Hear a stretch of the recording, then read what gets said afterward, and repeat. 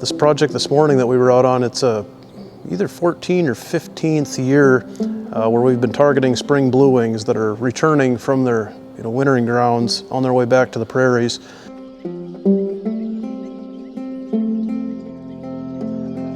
This is the third high-path avian influenza outbreak that we've dealt with, that we're currently dealing with. So the premise, the whole reason we're out there catching these blue wings is to do disease research and surveillance.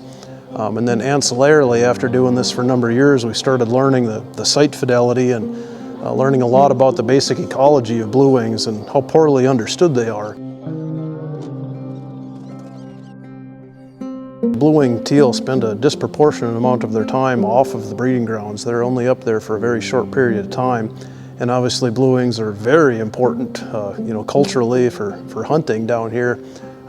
September blue-winged teal season is, a highlight of the year for a lot of people. It's one of the most dependable things because they're such strict photoperiod migrators. They show up, very dependably. And Louisiana and Texas harvest the vast majority of the blue-winged teal across North America.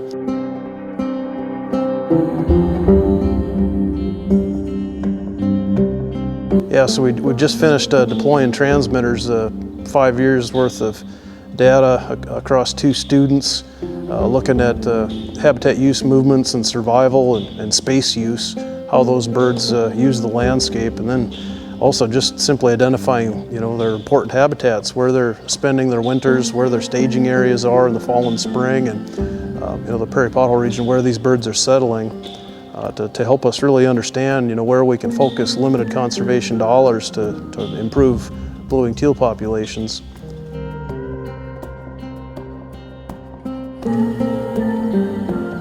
The site this morning, it was a majority whistling ducks, a lot of black bellies, and a handful of fulvus. We have auxiliary studies going on, so we do band the bycatch.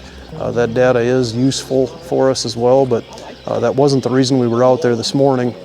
But we did, retain and age, sex, and band both the fulvus and the black bellies that we caught this morning.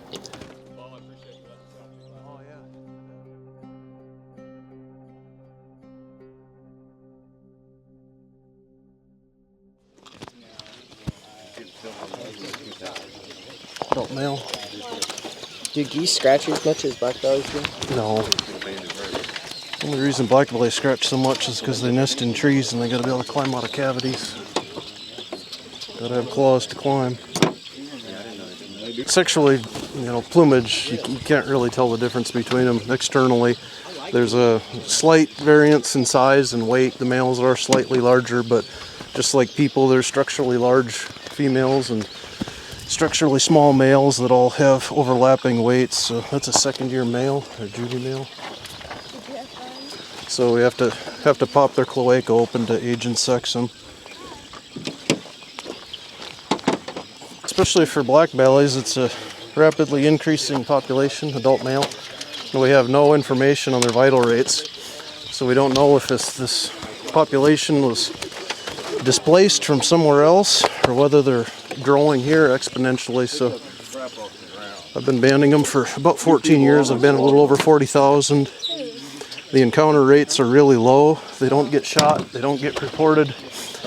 I get more found deads and hit by cars and killed by cats than I do hunter harvest.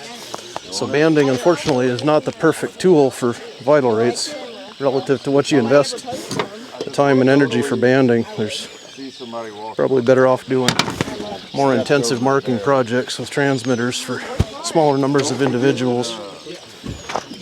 But we're amassing enough of a data set, thankfully mostly to recaptures. You saw how many we had today, which is resightings and recaptures are just as good as shot or found deads for banding analyses. So encounter probability for a black belly, depending on the age and sex, is between 2 and 4%.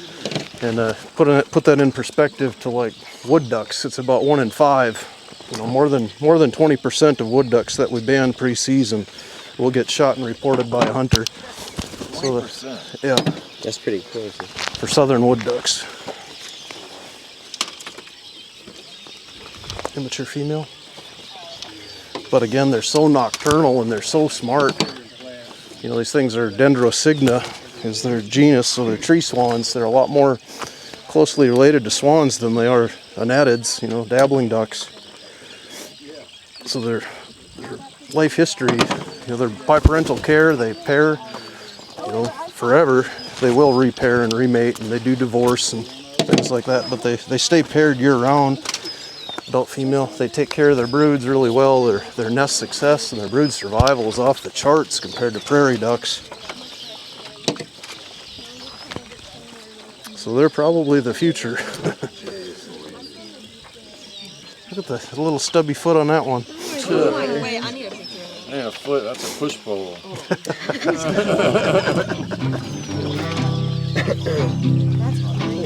Adult male. The first step in identifying if there's additional harvest potential for black bellies is to collect the vital rate estimates, and banding data is pretty good about that.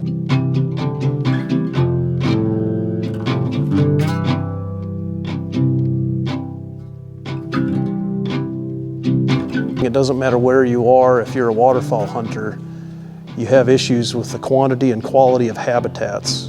Wetlands in particular, one of the most imperiled landscapes and habitats out there. The prairie pothole region, where 85% of our upland nesting ducks come from, under very intense changes, primarily due to agriculture. But you know, get involved and be a voice for the resource that doesn't have a voice. You know, work to improve habitat quality and quantity wherever it may be. If you're a hunt club, you know, work with your local private lands biologists or your NGO folks. Try to maximize habitat management on what habitats we have left and that are available for birds, and set the table for them. You know, have the water ready, you know, anticipating their arrival. Have early and late water. Those are a couple of the most, you know, time-sensitive things. Having early teal water in September when all these migrants are coming through benefits a whole host of other birds as well. You know, get involved however you can and be that voice for the voiceless.